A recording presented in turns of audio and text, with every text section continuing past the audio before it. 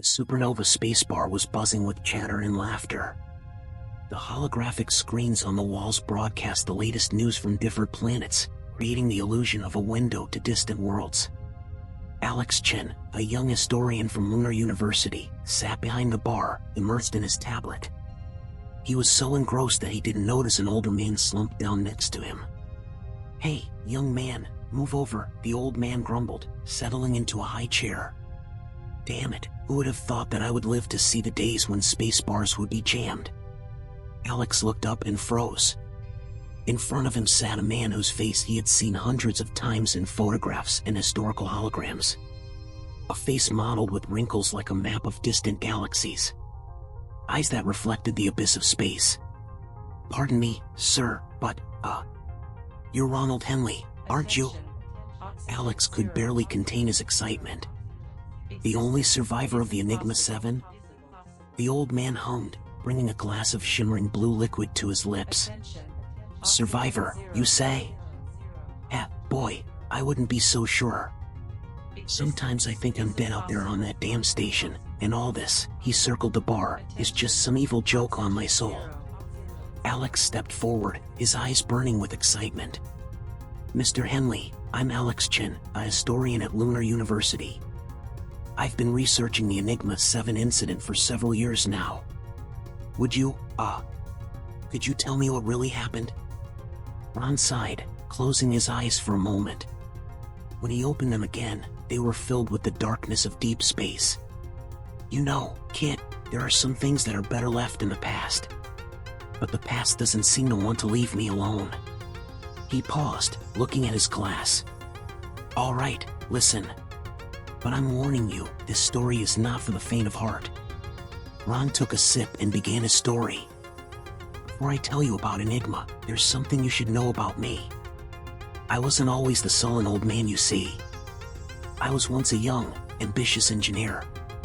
I had a wife, a daughter, a whole life ahead of me." His eyes clouded with memories. "You know what the worst thing about life is? How quickly things can change. One minute you're happy, making plans for the future, and the next, he stopped talking, clutching the glass so tight his knuckles turned white. "An accident. A trivial earthly accident. Drunk driver, slippery road. And now I'm alone. All alone." Alex was silent, not knowing what to say. Ron continued. "After they died, I just couldn't stay on Earth. Every street, every house reminded me of them. So when the opportunity came up to go on Enigma-7, I grabbed it with both hands. I thought I could escape my demons in space." That's ironic." He took another sip. Enigma-7 wasn't just an abandoned station. It was a door. A door to somewhere mankind had no business going. We thought we were exploring space, but in fact, the cosmos was studying us. Alex listened, holding his breath.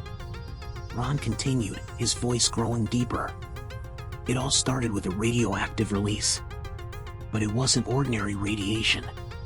It was alive.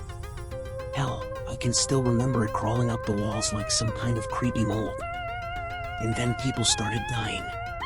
But the official reports say it was a technical malfunction," Alex interrupted. Ron grinned, and it was full of bitterness. "A technical malfunction? Boy, if you'd seen the bodies of my comrades, changed. It was like the very fabric of reality was tearing at them." He was silent, immersed in memories. Alex waited patiently. "You know what the worst part is?"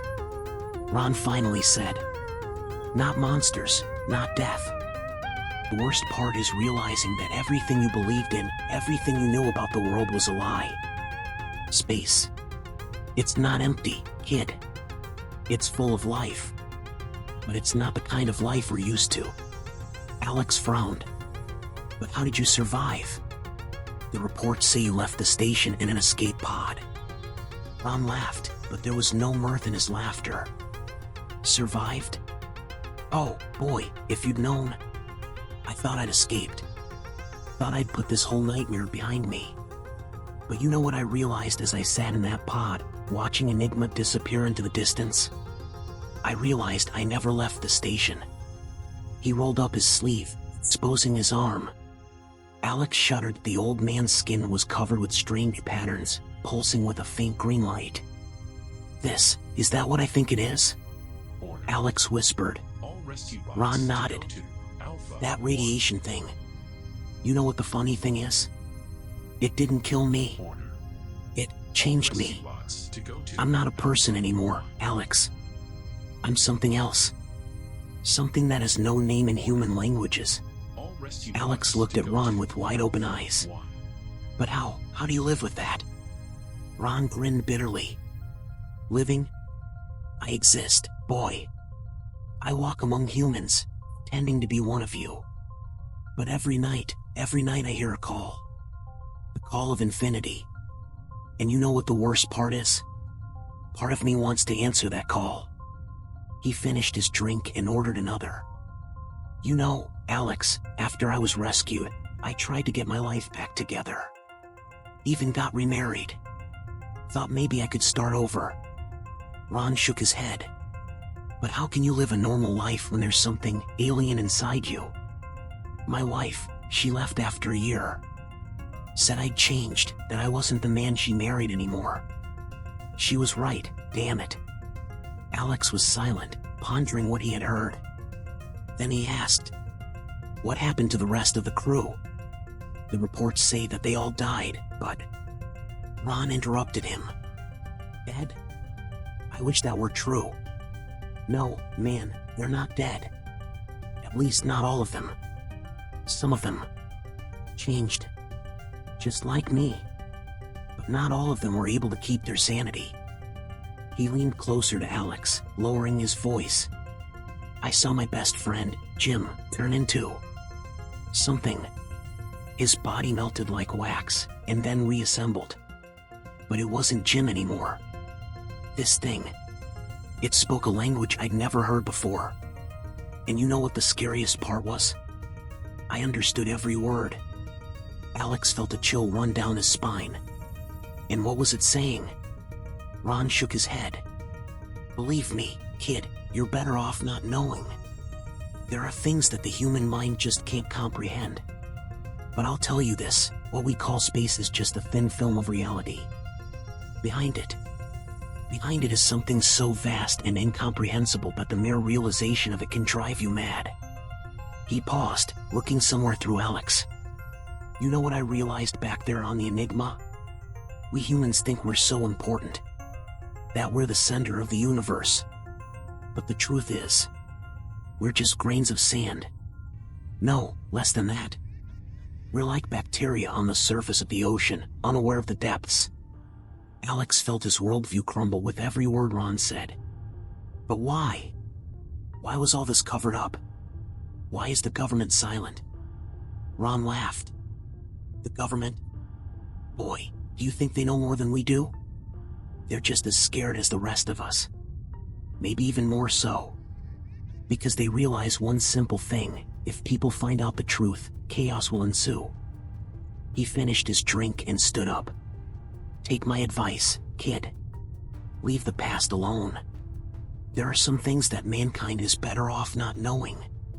Because knowing, it changes you. And not always for the better. Ron headed for the exit. He turned around at the door. One more thing, Alex.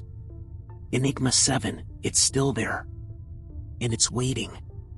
Waiting for someone to open that door again. And you know what the worst part is? I can feel that day coming.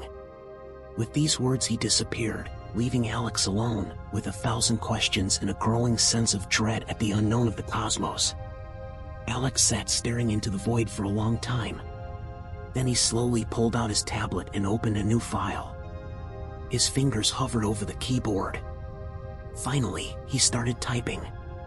The truth about the Enigma-7 incident, an interview with a survivor.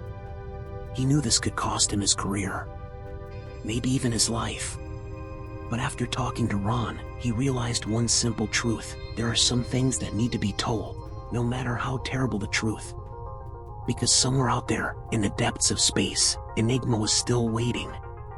And who knows how many more such doors were hiding among the stars, ready to open at any moment. When Alex left the bar, the night sky was studded with stars. He looked up and for the first time in his life felt not admiration, but fear. Because now he knew, behind this veil of stars there was something that had no name in human languages. And it's watching us. Watching and waiting.